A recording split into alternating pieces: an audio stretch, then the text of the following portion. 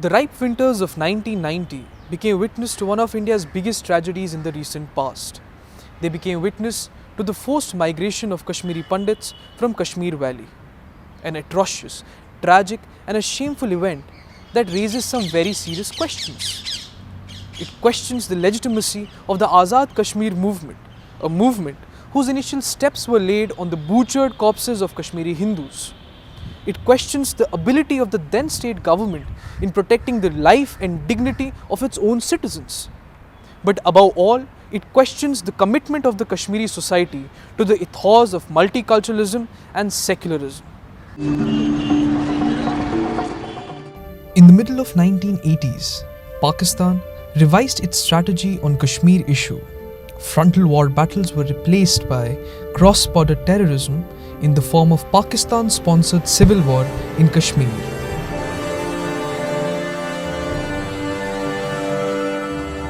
In 1989, when Afghan war had ended, Mujahideens from Afghan border were deployed for secession of Kashmir from India and its subsequent accession to Pakistan. With majority population of Kashmir being Muslims, for Pakistan, Kashmir was their natural part as per Jinnah's two-nation theory.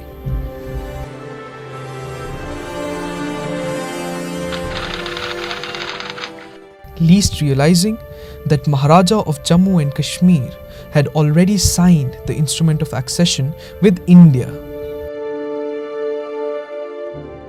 Meanwhile, the minority population of Kashmir, which was composed of Kashmiri Pandits, had some very clear pro-India positions on the socio-political questions of Kashmir.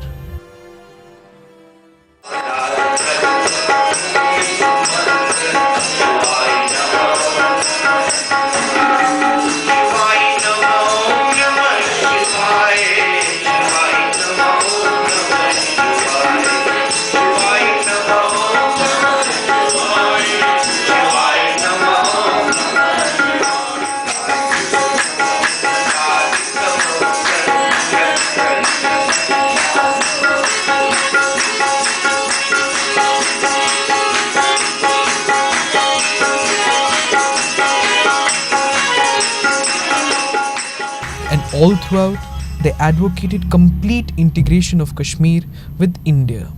This position of Pandits became a hindrance for the separatists. Kashmiri Pandits were considered to be Indian agents. If Kashmir was to become a part of Pakistan, Kashmiri Pandits had to be eliminated. As a result, they became the first and the obvious target of militancy in Kashmir.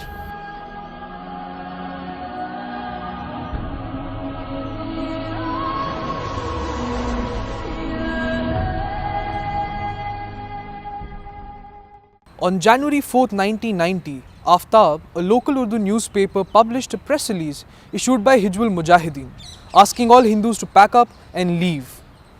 Hizbul Mujahideen was set up by Jamaat-e-Islami in 1989 to wage a jihad for Jammu and Kashmir's secession from India and accession to Pakistan.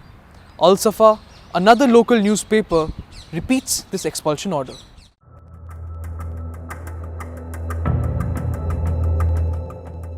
In the following days, there is near chaos in the Kashmir Valley, with Chief Minister Farooq Abdullah and his National Conference government abdicating all responsibilities of the state. Masked men ran amok, waving their guns, shooting to kill and shouting anti-India slogans. Reports of killing of Kashmiri Pandits began to trickle in. There were explosions.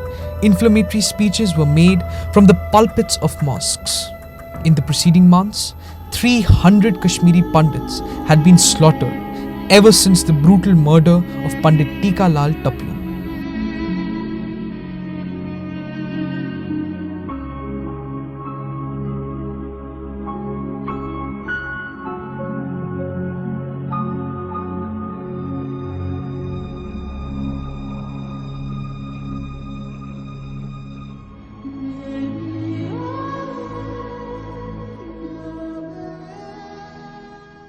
Pandit Tika Lal Taplu was a noted lawyer and a BJP national executive member and was killed by the JKLF in Srinagar on September 14, 1989.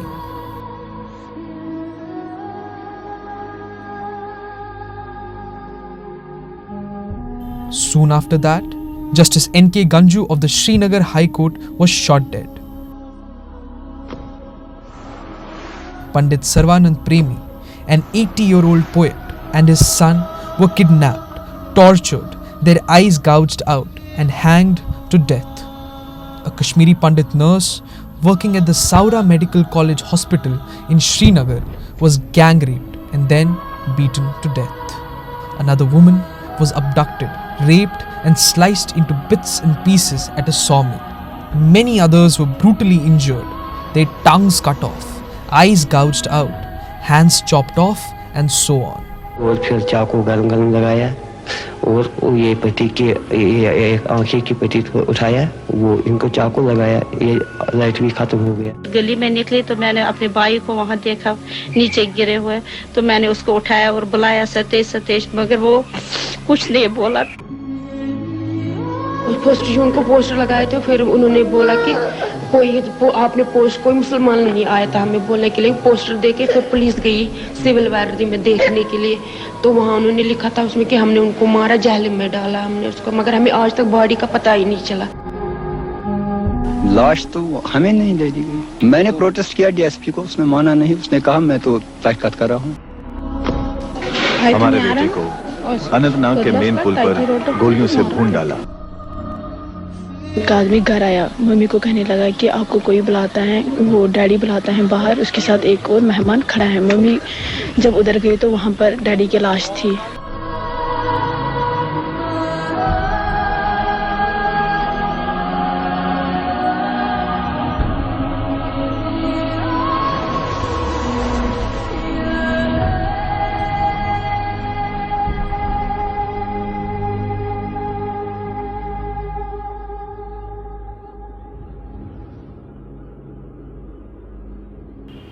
As times progressed, the exhortations became louder and shriller. 3 taped slogans are repeatedly played the whole night from mosques. Kashmir में अगर रहना है, अल्लाह अकबर कहना है. यहाँ क्या चलेगा? निज़ाम Mustafa, which means what do we want here? The rule of Sharia. As guess Pakistan, Batavrus the Batanyavsan, which means that we want Pakistan along with Hindu women, but without their men. The situation had become extremely fierce. There was a napak collusion between police, bar, state officials and vernacular press, which was dominated by the majority community. Kashmiri Pandits, when reported their vulnerability to police, found that their situation became even worse. With the state machinery failing to protect them and terrorists continuously hunting for their lives, Kashmiri Pandits had no other option but to flee.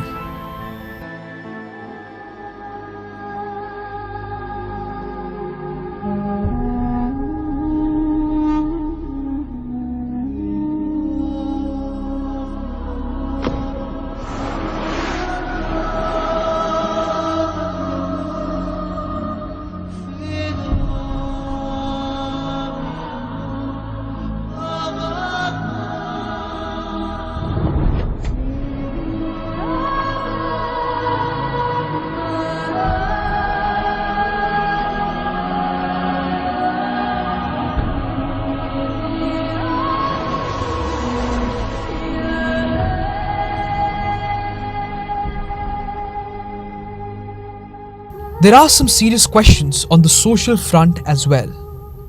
Unlike past, Kashmiri Muslims this time around refused to help Kashmiri Pandits. Many remained silent, some were even hand in gloves with the militants.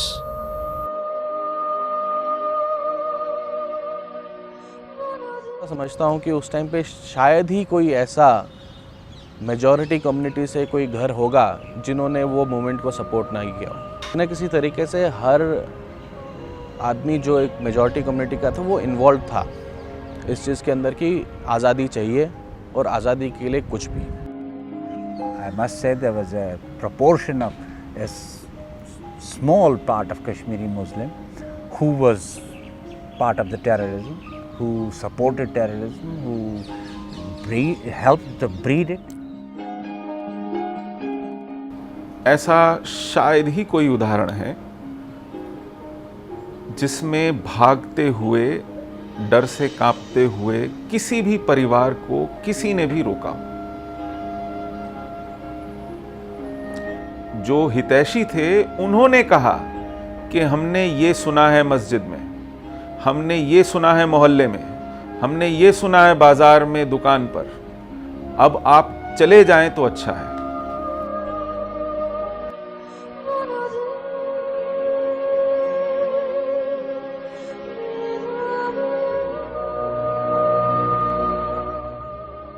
मुझे लगता है कश्मीरी पंडित का migrate करना, अपने ही देश में refugee बनना, हमारे लिए एक नेशनल शेम का विषय है। जब हिंदुस्तान आज़ाद हुआ था तब किसी ने कल्पना भी नहीं की थी कि एक दिन इसी हिंदुस्तान में एक हिंदुस्तानी को जबरन उसके घर से निकाला जाएगा और कोई उफ तक नहीं करेगा इस देश में। त्रासदी बहुत छोटा शब्द है। जिस ज़मीन में उनकी जड़ें हैं, जिस सभ्यता से उनके पुरखे जुड़े हुए हैं, जिस माँ के आंचल में सब पले बड़े हैं, उससे छीन कर आपको सड़क पर फेंका जाता है और आपके देश में कोई आवाज़ नहीं उठाता है, उसे आप महज ट्रेजेडी नहीं कह सकते। ट्रेवेस्टी ऑफ जस्टिस कहेंगे तो वो भी पूरा नहीं पड़ेगा।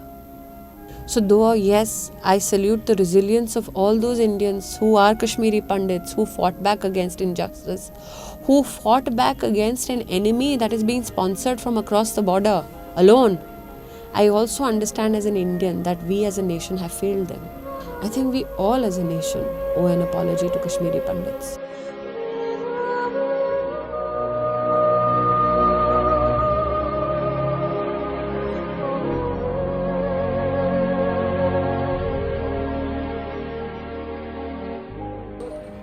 Finally, before ending, it's important that we acknowledge the resilience of Kashmiri Pandit community. Even after such a tragic turmoil in their lives, they have bravely fought the odds. They continue to be 100% literate with excellent achievements in the field of education.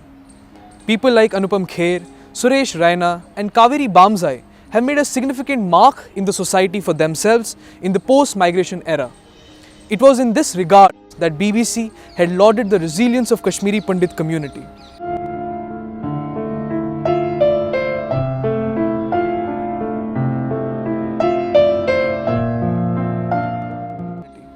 However, until and unless the questions that we raised at the start of this documentary are answered, till that time, Kashmir for Kashmiri Pandits will be the lost paradise.